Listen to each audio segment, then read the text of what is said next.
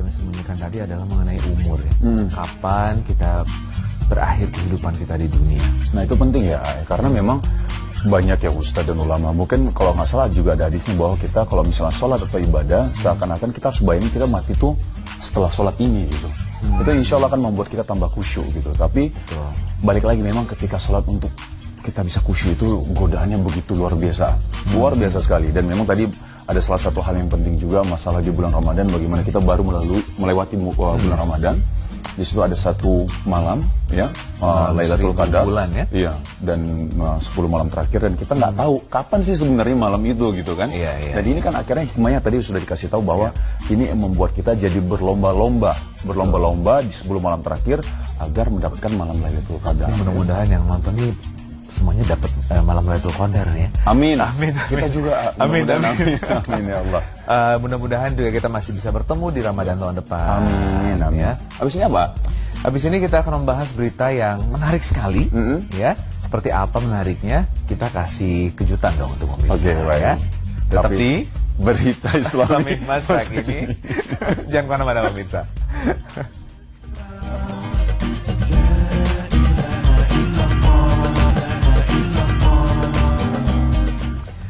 Ya pemirsa, kembali bersama kami di Berita Islam masa kini.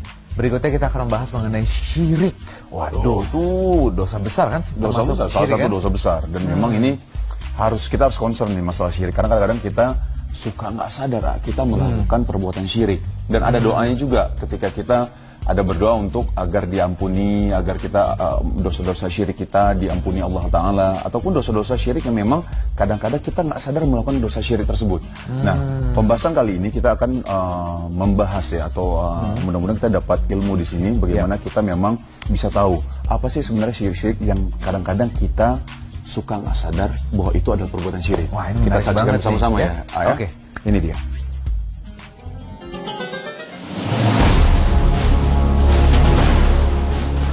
Syirik yang sering diucapkan.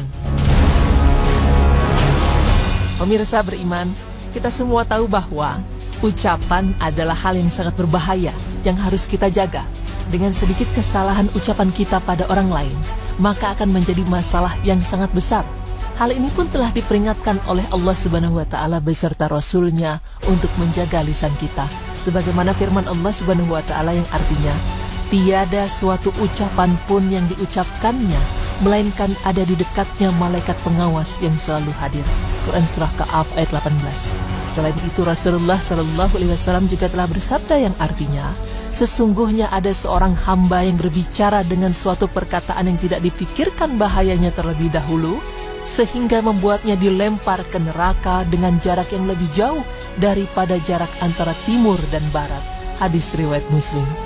Dari pernyataan ayat dan hadis tersebut, maka telah jelas kita sebagai umat muslim harus senantiasa menjaga lisan dibenci oleh Allah Subhanahu wa Ta'ala.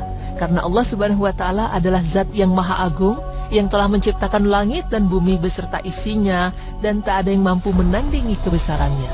Sahabat Rasulullah SAW Ibnu Abbas radhiyallahu anhu mengatakan bahwa syirik adalah suatu perbuatan dosa yang sangat samar untuk dikenali daripada jejak semut yang merayap di atas batu hitam di tengah kegelapan malam. Lalu, apa saja syirik yang seringkali diucapkan tersebut? Kali ini tim Berita Islami akan memaparkannya untuk Anda. Perbuatan syirik yang secara tidak langsung sering kita ucapkan adalah dengan mencela makhluk yang tidak dapat berbuat apa-apa. Perbuatan ini banyak dilakukan oleh banyak orang, dan mungkin kita juga sering melakukannya. Misalnya, dengan mencela ciptaan Allah seperti hujan, angin, dan lain sebagainya.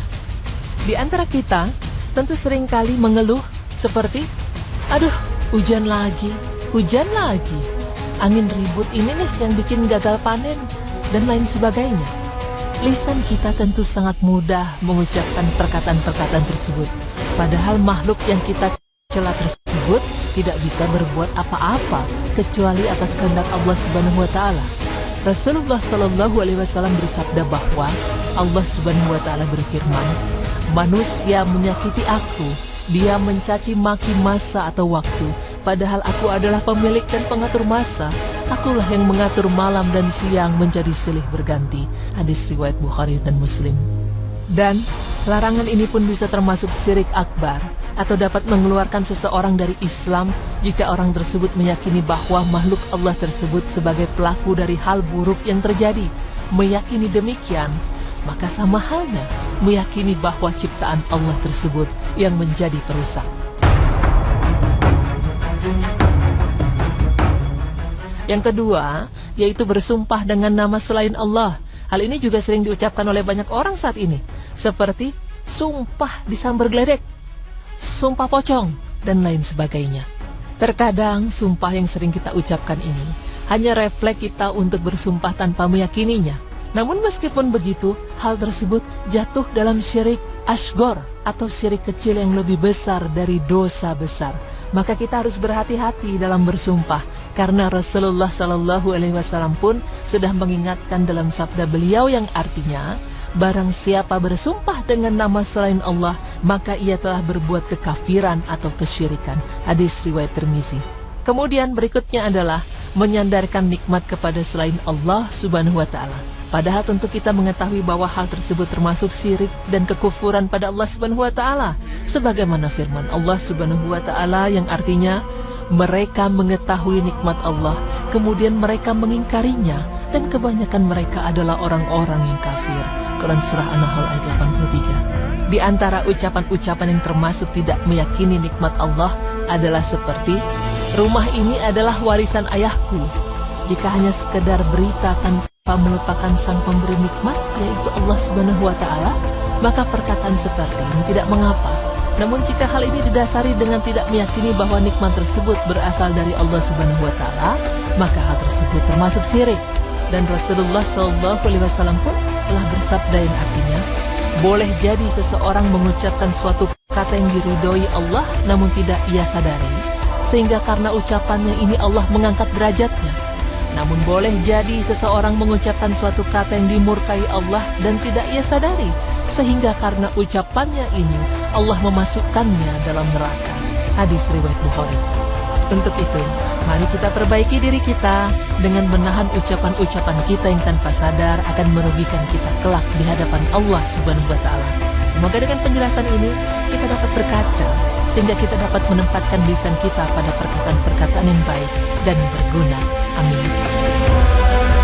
Dapat berkaca, sehingga kita dapat menempatkan lisan kita pada perkataan-perkataan yang baik dan berguna. Amin.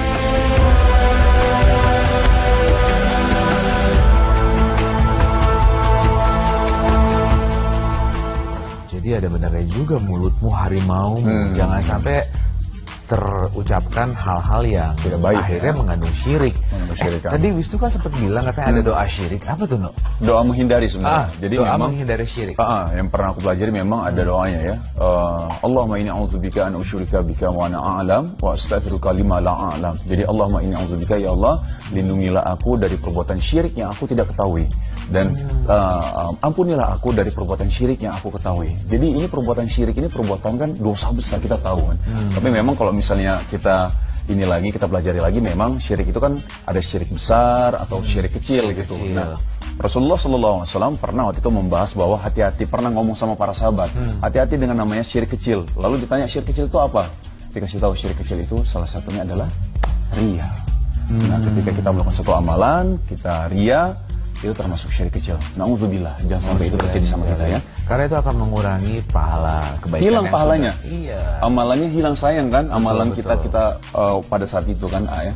Saya mau na'udzubillah. Oke, jadi kita hindari aja. Tadi sudah dijelaskan mengenai ada hal-hal yang tidak kita sadari, ternyata kita sudah melakukan syirik, ya.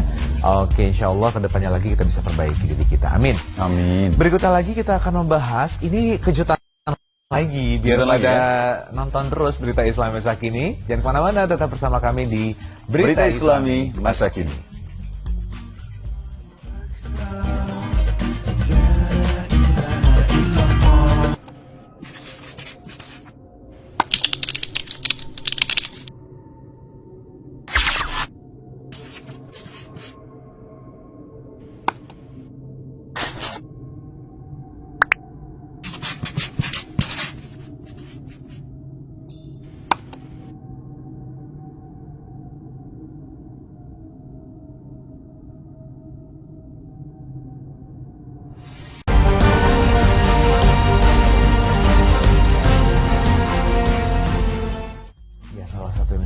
tadi adalah mengenai umur ya.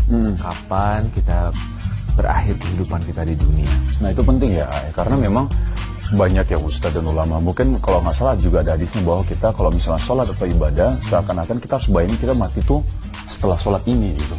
Itu insya Allah akan membuat kita tambah khusyuk gitu. Tapi balik lagi memang ketika sholat untuk kita bisa khusyuk itu godaannya begitu luar biasa.